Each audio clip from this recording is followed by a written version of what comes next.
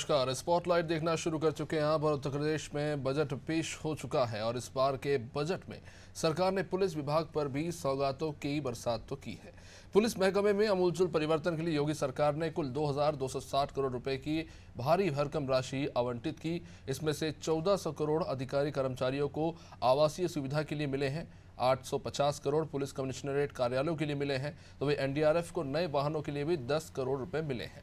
इस बजट से योगी पुलिस का कायाकल्प करना चाहती है और पुलिस को आधुनिकीकरण की दिशा में ले आने की जो जरूरत है उसको पूरा करने की कहीं ना कहीं कोशिश है। पुलिसकर्मियों को अच्छे आवास की जरूरत तो पहले से ही थी, अच्छे कार्यालयों की भी जरूरत है और ये पहले से ही मुख्यमंत्री जानते हैं। अब इस बदलाव से यूपी में कानून व्यवस्था की स्थिति कितनी सुधरेगी और पुलिस बल को इससे कितना फायदा मिलेगा और कब तक मिलेगा, आज स्पॉटलाइट में इसी पर चर्चा करेंगे। लेकिन उससे पहले जानते हैं पक्ष और विपक्ष की क्या प्रतिक्रिया है इस पर। युवाओं को रोजगार उपलब्ध कराने के लिए, उसके लिए विशेष प्रशिक्षण के लिए भी प्रदेश के अंदर इस बजट में इसका प्रावधान किया गया, इसमें बजट में उसका प्रावधान किया गया है। प्रदेश के अंदर नई स्टार्टअप नीति के बारे में, आईटी सेक्टर में इंक्यूबेटर्स और स्टार्टअप सीड कैपिटल के लिए भी बजट का प्रावधान इसमें किया गया है। इसके साथ ही प्रदेश के अंदर प्रदेश के अमरोहा, बागपत, अमेठी, संभल, हापुड़ जनपदों में और वाराणसी और चंदौली में भी हम लोगों ने जिला उद्योग प्रोत्साहन और उद्यमता विकास केंद्र की स्थापना के लिए भी इसमें बजट का प्रावधान किया है। अमृत काल का उत्तर प्रदेश का माननीय योगी आदित्यनाथ जी की सरकार का आदरणीय वित्त मंत्री सुरेश खन्ना जी द्वारा प्रस्तुत ये पहला अमृतकाल का बजट है, जो उत्तर प्रदेश के 24 करोड़ लोगों की समृद्धि और खुशहाली और विकास को साकार करने वाला है और देश के विकास का जो ग्रोथ इंजन बनने जा रहा है उत्तर प्रदेश, उसको और तेज गति देने वाला है। भारतीय जनता पार्टी का ये 7वां बजट है। जिस पार्टी की सरकार को 6 साल काम करने का मौका मिला हो, दिल्ली की सरकार उनकी हो, और जब 7वां बजट हम देखते हैं तो ये बजट दिशाहीन बजट दिखाई देता है। और आज के जो समस्या हैं, ना आज की समस्याओं का समाधान और न भविष्य के किसी फैसले को आगे ले जाने का कोई रास्ता दिखता है।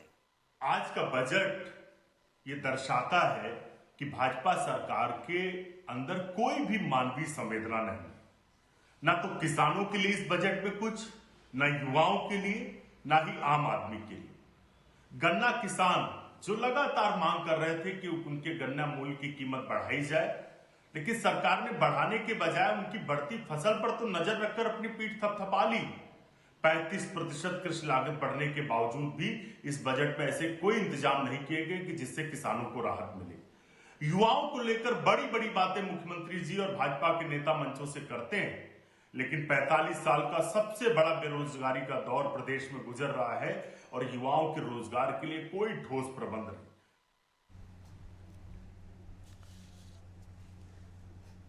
चलिए, पक्ष और विपक्ष की प्रतिक्रिया आप जान चुके हैं। बजट को लेकर कई तरह के सवाल भी हैं और कई मस्त जवाब भी सामने आ रहे हैं निकलकर। हमारे साथ चर्चा के लिए जुड़ेंगे अमरेंद्र प्रताप हमारे साथ इस बार। अमरेंद्र, जैसा कि हम जानते हैं उत्तर प्रदेश एक बड़ा राज्य है, 25 करोड़ की आबादी वाला राज्य है और उसमें ऐसे कई सारे विभाग हैं, कई सारी राज्यों की ज़रूरतें हैं जिनको पूरा करने के लिए बजट का आवंटन करना भी एक बहुत ही पेचीदा काम है।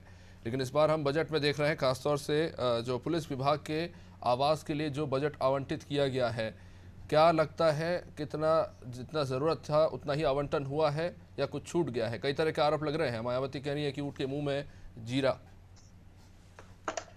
देखिए, मैं सुबह ही कहा था कि बजट पेश होने के बाद पक्ष और विपक्ष जो है एक पारंपरिक प्रतिक्रिया होती है वो देगा अपनी। सत्ता पक्ष, जैसा कि मुख्यमंत्री ने कहा कि ये सर्वस्पर्शी, सर्व समावेशी और पूरे प्रदेश को विकास की राह पर ले जाने वाला बजट है, तो निश्चित रूप से सत्ता पक्ष के लोग अपने बजट को, उसकी जो खूबियां होंगी, उसके अंदर जो विशेषताएं होंगी, उनका ही बखान करते हैं, उनकी ही बात करते हैं। और ऐसा किया मुख्यमंत्री योगी आदित्यनाथ ने भी अपनी बात रखी, और उसके बाद अन्य जो उनकी पार्टी के नेता थे या उनके सहयोगी दलों के नेता थे, उन्होंने भी अपनी बात रखी। और वो बात का सार यही था कि ये बजट प्रदेश की जनता को विकास की तरफ ले जाने वाला है, प्रदेश की जनता की उम्मीदों को पूरा करने वाला है। वही जो विपक्ष है वो भी अपने एक परंपरागत तरीके से कुछ रटे रटाए जुमले होते हैं जिनका प्रयोग किया जाता है, या बजट झूठ का पुलिंदा है, या आंकड़ों की बाजीगरी है, आंकड़ों का खेल है, या निराश करने वाला बजट है। तो ये सब हुआ। लेकिन पत्रकार के रूप में मैं दो बातें कहूंगा। नंबर एक तो निश्चित रूप से ये उत्तर प्रदेश का अब तक का सबसे बड़ा बजट है। अनादि देवी की पूरी टीम ने आज पूरे दिन को बड़ी कवरेज की है इसी को लेकर कि बजट के बारे में लोगों की राय जो है उस पर निचोड़ क्या है। तो निचोड़ ये है कि पुलिस विभाग जिस पर आज हम बात कर रहे हैं, इस बजट में उसको जो मिला वो नितांत आवश्यक था। पुलिस वालों के निवास के लिए जगह नितांत आवश्यक थी। देखिए पुलिस बदल रही है, पुलिस की कार्यशैली बदल रही है। आप देखेंगे पुलिस विभाग को इस बार जो अलहदा से पैसा है, जो अलग से पैसा मिला है, इस पर हम चर्चा कर रहे हैं, वो 2260 करोड़ रुपया है। इसमें 1400 करोड़ रुपया अधिकारियों और कर्मचारियों के आवास के लिए मिला है। तो बहुत जरूरी चीज है। अब साइबर थाने खुल रहे हैं उत्तर प्रदेश के हर परिक्षेत्र में, एक साइबर थाना। अब साइबर थाने में काम करने वाला सॉफ्टवेयर इंजीनियर आएगा, साइबर थाने में काम करने वाला इलेक्ट्रॉनिक इंजीनियर आएगा, साइबर थाने में काम करने वाला डिजिटल एक्सपर्ट आएगा। उसकी जीवन शैली, उसकी रिहाइश, उसकी जरूरतें अलग प्रकार की होगी। ऐसे ही पुलिस विभाग में अन्य से जो कि मॉडर्न है, उनको आज अलग जरूरत है। वो जमाने दे जब ऐसे घरों में, ऐसे मतलब कॉम्प्लेक्सेज में पुलिस के सिपाही या पुलिस के लोग रहते थे, जिनमें जीना मुश्किल होता था। इनमें छत से प्लास्टर गिरता था, इनमें छत से टेंट गिरता था, खिड़कियां और दरवाजे झुलाने से, हिलाने से गिर जाते थे। निश्चित रूप से अच्छी पहल है। 1400 करोड़ रुपया इस मद में दिया गया। और इसके अलावा 850 करोड़ रुपए जिन शहरों में कमिश्नरेट प्रणाली लागू हुई है, कमिश्नरी सिस्टम लागू हुआ है, उनके लिए दिया गया है कि वहां पर कमिश्नर का अच्छा कार्य बने। अरे कमिश्नर प्रणाली जिनको आपने अधिकार दे काम करने का अलग मसौदा दे दिया, एक नियमावली, एक सिस्टम दे दिया काम करने के लिए, उनको जरूरत है एक सुविधाजनक और आधुनिक कार्यालय की। ये भी एक अच्छी पहल है। और 10 करोड़ रुपए जो उस आपदा नियंत्रण फोर्स को दिया गया है, राज्य की वो SDRF फोर्स जो कि जीवन रक्षा में सबसे बड़ा काम करती है। अभी 4 दिन पहले एक बिल्डिंग गिरी थी इसी लखनऊ में, और वो बिल्डिंग जब गिरी लखनऊ में, तो मेरा विश्वास कीजिए आप, पूरे प्रदेश में 24 से 48, 72, 74 घंटे तक केवल उसी पर चर्चा हो रही थी कि वो बिल्डिंग गिरी है। वो बिल्डिंग जब गिरी तो उस बिल्डिंग में लोगों को राहत पहुंचाने के लिए सबसे बड़ा जो फोर्स का योगदान था वो था SDRF। और SDRF ने उस बिल्डिंग में लोगों की जान ही नहीं बचाई, बल्कि कई ऐसे लोगों को जिनके हाथ, पैर और शरीर का कोई हिस्सा उसमें दब गया था, उनको भी पूरी सहूलियत से, पूरी सुविधा से निकाला। और ये बहुत पुण्य का और बहुत जिम्मेदारी का काम था। तो ऐसे में SDRF को सुधारना भी जरूरी था। तो मैं मान के चलता हूँ कि पुलिस विभाग को जो सौगात या बजट में जो हिस्सेदारी उनको दी गई है, तो निहायत जरूरी थी। 23 से 24 करोड़ लोग रहते हैं उस प्रदेश में, ऐसी बात की तुरंत जरूरत थी। और इस बजट में ये जो काम किया गया, इसको अच्छा कदम मैं कहना चाहूंगा एक समीक्षा के रूप में। अभिषेक जी, चलिए, बहुत ही सकारात्मक बातें कहीं अमरेंद्र जी ने इस बजट को लेकर। बाकी सारे मेहमानों का भी स्वागत करना चाहूंगा। हमारे साथ मलिक जावेद अंसारी जुड़ चुके हैं कांग्रेस से। सर आपका बहुत बहुत स्वागत। राघवेंद्र सिंह भाजपा से अपना पक्ष रखेंगे, सर आपका भी बहुत बहुत स्वागत। विषम जल्दी जी समाजवादी पार्टी से जुड़े हैं, सर आप सभी का बहुत बहुत स्वागत। सबसे पहले राघवेंद्र जी आपके पास आना चाहूंगा। 2022 में मुख्यमंत्री योगी आदित्यनाथ ने वादा किया था कि उत्तर प्रदेश में हर पुलिसकर्मी के पास अपना आवास होगा। उन्होंने ये बात मंच से कही थी। क्या आज जो अमृतकाल का बजट जिसे कहा जा रहा है उसमें वो पूरा होगा? नहीं, बिल्कुल सही कह रहे हैं केसरवानी जी आप। देखिए, सबसे पहली बात तो है, बिना किसी छल कपट के, बिना किसी बेईमानी के, मैं ये कहना चाहता हूं, बेहतर की गुंजाइश हमेशा बनी रहती है। लेकिन हमारा जो लक्ष्य है, बेहतर कानून व्यवस्था देना, उत्तर प्रदेश का बेहतर विकास करना, हर क्षेत्र में सर्वांगीण विकास करना, और उस दिशा में ये भारतीय जनता पार्टी की, चाहे योगी पार्ट 1 की सरकार हो चाहे पार्ट 2 की सरकार हो, जितने साधन संसाधन है उसके अनुसार हम लोग बेहतर काम करने का और बेहतर बजट देने का काम कर रहे हैं जी। उत्तर प्रदेश देश का सबसे बड़ा राज्य है। आबादी के दृष्टिकोण से स्वाभाविक है, उस लिहाज से यहाँ पर का जो बजट होगा वो भी इस देश का सबसे बड़ा बजट होगा। लगभग 7 लाख करोड़ का बजट है उत्तर प्रदेश का। तो पुलिस महकमे में जिस तरीके से हम लोगों ने इस बार गंभीरता से विचार किया है, हम लोगों ने उनके विषय में सोचा है, प्रायः देखा गया उनकी जिम्मेदारी पर तो चर्चा होती है लेकिन अपने कर्तव्यों पर चर्चा नहीं करते राजनेता। इस दिशा में भारतीय जनता पार्टी की योगी पार्ट 2 सरकार ने बहुत ही बेहतर तरीके से काम किया हुआ है। हम लोग जो है उत्तर प्रदेश को आगे बढ़ाने के लिए इंफ्रास्ट्रक्चर पर विशेष जोर दे रहे हैं। अगर उत्तर प्रदेश का इंफ्रास्ट्रक्चर बढ़िया होगा, कानून व्यवस्था बढ़िया होगी, तो निश्चित रूप से अन्य राज्यों से और विदेशों से धन आएगा। लेकिन राघवेंद्र जी, उत्तर प्रदेश की पुलिस की संख्या जो मेरे अनुमान से 4 लाख के लगभग है, उससे भी ज्यादा है मेरे ख्याल से। ना सिर्फ भारत में बल्कि दुनिया की सबसे बड़ी पुलिस फोर्स में से एक उत्तर प्रदेश स्टेट है अकेले। और जो बजट आवंटित किया गया है 2260 करोड़ का, जिसमें से 1400 आवास बनाने के लिए है, क्या वो जो उद्देश्य आप अभी जो बता रहे हैं कि इंफ्रास्ट्रक्चर डेवलपमेंट होगा, साइबर सिक्योरिटी बढ़ेगी, उसकी पूर्ति हो पाएगी? क्या ये बजट सफिशिएंट है? नहीं, अब सब मैंने देखिए अपनी बात को ही शुरुआत इस बात से किया बिना लाग लपेट के कि देखिए बेहतर की गुंजाइश तो हमेशा बनी रहती है। अच्छा होता अगर पहले की सरकारें भी इस दिशा में थोड़ा सा विचार किए होती तो निश्चित रूप से हमारा काम और आसान होता। केसरवानी जी, उत्तर प्रदेश की सरकार ने 2017 तक मात्र 305 किलोमीटर की एक्सप्रेसवे हाईवे बनाया था जी। आजादी से लेकर 2017 तक 305 किलोमीटर एक्सप्रेसवे। 2017 के बाद तक आज तक 600 से ज्यादा किलोमीटर एक्सप्रेसवे बन चुका है और 1400 किलोमीटर में आज की तारीख में काम चल रहा है जी। हम लोग चलिए इंफ्रास्ट्रक्चर पे बाद में आएंगे, बाकी नेशनल एयरपोर्ट हुआ करते थे जी जी, आज की तारीख में उत्तर प्रदेश में अपने जो नेशनल और इंटरनेशनल एयरपोर्ट मिलाकर के 21 एयरपोर्ट में काम चल रहा है और चालू हो चुके हैं जी। किसी समय मात्र आधा अधूरा एक मेट्रो बना हुआ था लखनऊ का। आज की तारीख में 15 को लक्ष्य रख के हम लोग काम कर रहे हैं और 5 राज्यों में एक्सप्रेसवे शुरू भी हो चुका है, वो मेट्रो शुरू भी हो चुका है। सड़क व्यवस्था हम लोग बेहतर करने का काम कर रहे हैं, धार्मिक पर्यटन को आगे बढ़ाने का काम कर रहे हैं। हम लोग सर्किट जो आपके धार्मिक सर्किट बनाने का काम कर रहे हैं, महाभारत सर्किट बनाने का काम कर रहे हैं, रामायण सर्किट बनाने का काम कर रहे हैं, कृष्ण जन्मभूमि सर्किट बनाने का काम है। इस लिहाज से हम लोग उत्तर प्रदेश का सर्वांगीण विकास करने का लक्ष्य है और उसके हम लोग आसपास है जी। जावेद अंसारी जी, जो बात कह रहे हैं राघवेंद्र जी, जो बजट रखा गया है और जितने की ज़रूरत है, क्या आपको लगता है जिस तरीके से सुरक्षा पर एक निवेश बताया जा रहा है उसकी पूर्ति हो पाएगी या कहीं कुछ कमी रह गई है? देखिए, अगर पुलिस में कोई भी बजट आता है तो बहुत अच्छी बात है, बजट रखना हर चीज में, हर विभाग का ध्यान रखना चाहिए। लेकिन पिछली बार का जो बजट था उसमें भी बहुत सारे ऐसे विभाग है जिसमें 50% भी बजट का इस्तेमाल नहीं हुआ। दूसरी बात मैं ये कहना चाहूंगा, अभी राघवेंद्र जी कह रहे थे कि हमने इंफ्रास्ट्रक्चर रोड्स पे इतना इतना काम किया, शायद इनको पता नहीं होगा 2014 में हमारी सरकार यूपीए की थी, तब national highway authority of India पे 17,000 करोड़ का कर्ज था और आज 4 लाख करोड़ का कर्ज है। ये ध्यान से डाटा सुनिएगा जो मैं बोल रहा हूं। अभी संसद में सरकार ने यह बताया कि 2019, 20 और 21 में जो देश में मजदूरों ने आत्महत्या की है उसकी संख्या 1,12,000, यानी प्रतिदिन 105 लोगों ने मजदूरों ने आत्महत्या की। तो लेकिन मलिक जावेद साहब, ये बात भी तो झूठ। मैं बजट पे आ रहा हूं, आपको तथ्य तो देने पड़ेंगे ना जी। तो मैं वही बता रहा हूं, मनरेगा का केंद्र सरकार ने बजट में 30% कटौती की, तो इनकी सरकार ने मजदूरों के लिए क्या प्रावधान किया वो जानना चाहता हूं। दूसरा, केंद्र सरकार ने बजट पेश किया, उस पे 50% जो बजट है उस पे तो लोन ले रहे हैं, तो योगी सरकार आप समझ रहे हैं ना, ये भी बता वो तो काम करने के लिए गुजरात और महाराष्ट्र जा रहे हैं, वो तो काम करने के लिए बाहर मजदूर जा रहा है गुजरात महाराष्ट्र, तो यूपी को बजट आवंटित करने की क्या जरूरत है मनरेगा की? नहीं, यहाँ तो सारा स्किल डेवलपमेंट हो रहा है, ये कह रहे हैं रोजगार दे रहे हैं हम, बहुत अच्छा बजट है। मैं सुरक्षा पर आना चाहूंगा मलिक जी, ये बहुत नहीं लंबे समय से जरूरत महसूस की गई है कि बड़ी माली हालत खराब रही है, 20-20 घंटे पुलिसकर्मी काम करते हैं, थोड़े आर्थिक रूप से सशक्त होंगे, घर मिलेगा, थोड़ा सुकून मिलेगा, तो पुलिसिंग भी अच्छी होगी। 7 लाख कितने परसेंट है बताइए? 7 लाख करोड़ का बजट पेश किया, 6,90,000 करोड़ का बजट पेश किया और 2,000 करोड़ आपने पुलिस को झुंझुना दे दिया।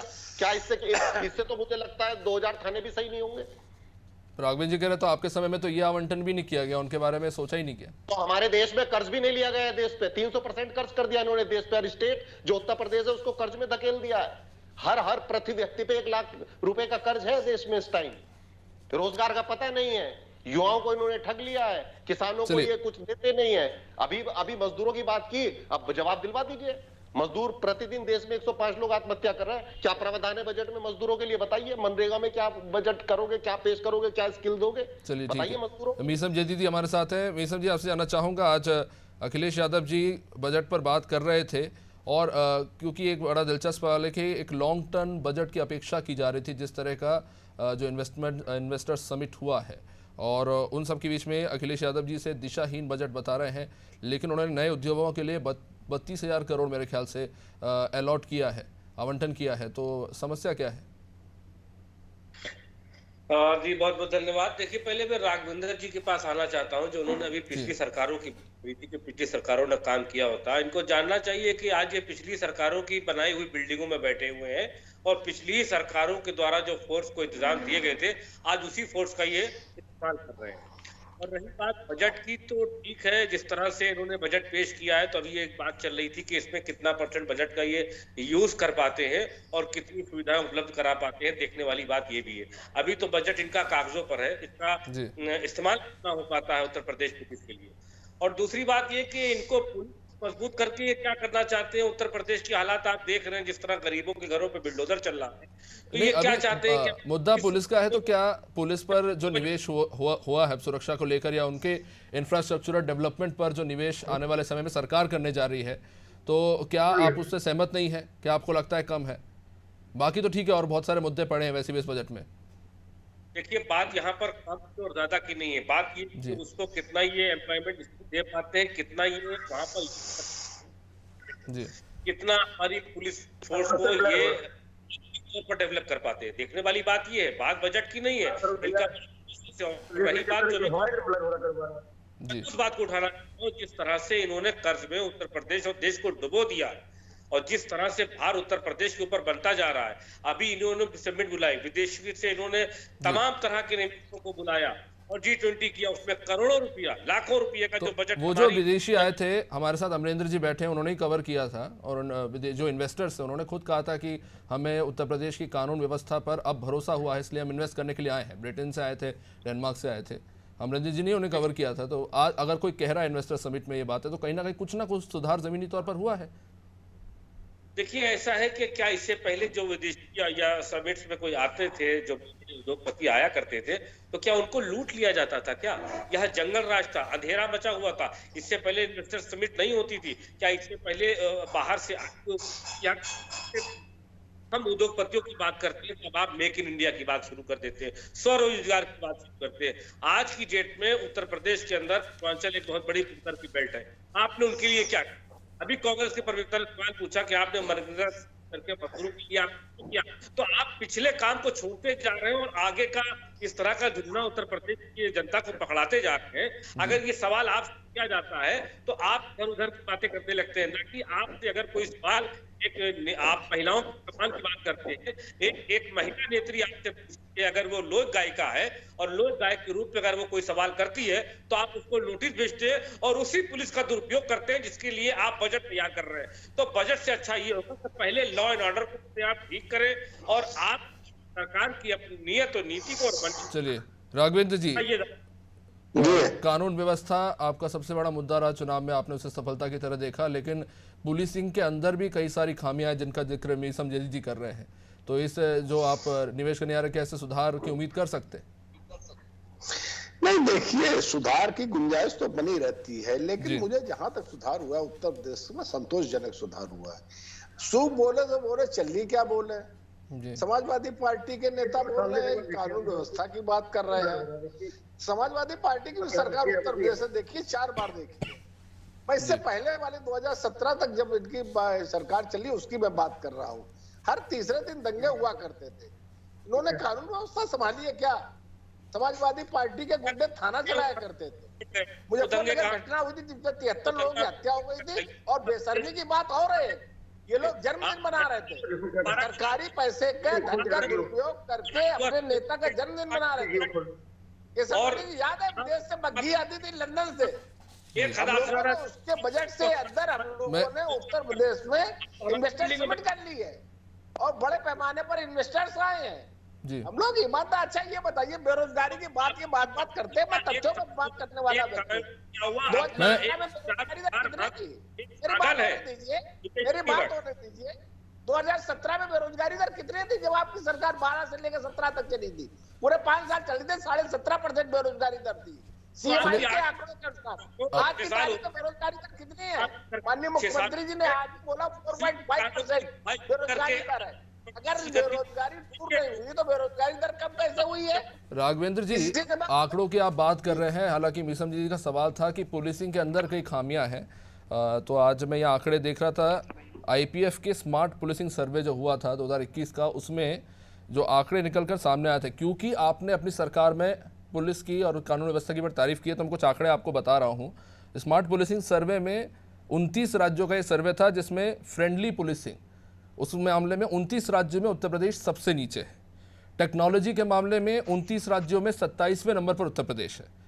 लॉफुल फेयर पुलिसिंग, यानी कि कानून की धाराओं के अंतर्गत काम करने के मामले में 29 राज्यों में 29वें नंबर पर उत्तर प्रदेश है। करप्शन के मामले में 29 राज्यों में 26वें नंबर पर। अकाउंटेबिलिटी यानी पूरे हिसाब किताब के मामले में 29 राज्यों में 29वें नंबर पर। और पुलिस ट्रस्ट यानी कि विश्वास के नाम पर 29 राज्यों में 27वें नंबर पर। तो आंकड़े बता रहे हैं कि नहीं केसरवानी जी, ये किसके आंकड़े हैं? मुझे नहीं, मैं वही कह रहा हूं, ये इंडियन पुलिसिंग फाउंडेशन के, ये अपने भी आंकड़ों पे विश्वास नहीं करते। ये आईपीएफ स्मार्ट पुलिसिंग के आंकड़े हैं। राघवेंद्र जी, आप गूगल करिए, आपको मिल जाएंगे। 2021 के आंकड़े हैं आधिकारिक। मेरा सवाल यही है कि देखिए, आप कह रहे हैं हमने फ्री हैंड दिया पुलिस को, पुलिस ने व्यवस्थाओं को संभाला, सुरक्षा की दृष्टि से हमने उत्तर प्रदेश को बेहतर किया, लेकिन क्या आर्थिक रूप से पुलिसकर्मी इतने सशक्त हैं? 4 लाख से ज्यादा पुलिसकर्मी है। आपने जो बजट आवंटित किया है, आपने खुद ही माना ये कि हम बेहतर कर रहे हैं, लेकिन आंकड़े कुछ और भी तो बता रहे हैं कि आपने पुलिस पर तो जिम्मेदारी दी, लेकिन क्या पुलिस वो जिम्मेदारी भी सही तरीके से संभाल रही है जो उसे संभालनी चाहिए थी, नियमों के अंतर्गत काम करने की? देखिए केसरवानी जी, आज की तारीख में जो उत्तर प्रदेश में कानून व्यवस्था दिखाई पड़ रही है, अगर किसी भी अंधे व्यक्ति से पूछ लीजिए, अब ये आंकड़े बता रहे हैं, मैंने आंकड़ों में भी नजर नहीं डाली है, डिबेट के बाद नहीं, इन आंकड़ों में अगर आप बोलेंगे कि सिर्फ बीजेपी की बुराई है, तो बता दूं राजस्थान भी इसमें बहुत नीचे है। एनसीआरबी में तो आप हत्या में नंबर 1 उत्तर प्रदेश। एनसीआरबी के आंकड़े देख लीजिए, 20 साल की रिपोर्ट आई पिछले साल की। देखिए, हमारी भी नंबर 1 है। शक करना बंद करिए।